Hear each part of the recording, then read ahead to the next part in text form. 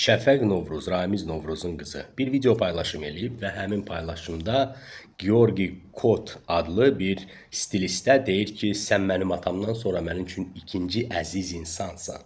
Həmin xanımın ailəsində əmisi oğlu şəhid olub, qardaşları var, ailə üzvləri var. Bilməm, bəlkə də belə fikirdədir, bəlkə də iş formasında onu qeyd edir, bilmirəm.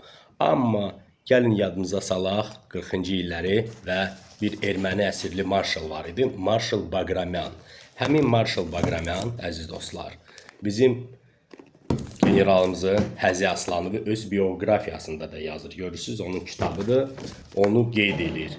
Həmin bizim Həzi Aslanovu çıxardır hospitaldan və göndərir kəşfiyyata. İkinci gündən sonra çıxardır. O yaralanır və onu çıxarır. Göndərir kəşfiyyata və orada da rəhmətə gedir Həzi Aslanov. Nəyə görə? Çünki Marşal Baqramyan erməni istəmirdi ki, Azərbaycandan bir dənə marşal olsun. Söhbət ondan getmir. Bizim məhrum sənətkarımız Ramiz Novruz həmin rolu mükəmməl yaradır, Həzi Aslanovun rolunu. Ona görə də onu sevirik, tək ona görə yox, amma ilk öncə həmin rola görə tanıyırıq.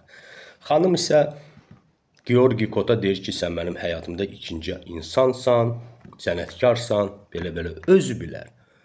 Həm də o Kotun, Armyanski Kotun anası ermənidir, atası deyəsən Rusdur, Abxaziyadandır. Mən sizə düzünü deyim, sizə elə gəlir ki, indi tendensiyadır. Samirə Efendi, indi də Şəfəq xanım. Yox, bu ermənilərdə əslində 5 illik tendensiya var. Mən bunlarla 5 ildir danışıram. 5 ildə onlar gündə bizim sağlığımıza 50-50 vururlar, gündə qışqırırlar ki, Qarabağ Azərbaycandır, sülh istəyirik, oynayırlar, atlanıb düşürlər.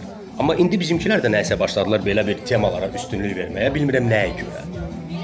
Gəlin ilk öncə düşünək, kimdir bizim üçün ikinci, üçüncü, dördüncü əziz insanlar, bizim ailə üzvlərimiz, bizim şəhidlərimiz, bizim evdə olanlarımız və yaxud biz hara gül aparırıq, orada ömürlük qalan insanlarımız. Onları unutmayaq, onları yaşadaq və bir balaca fikirləşək.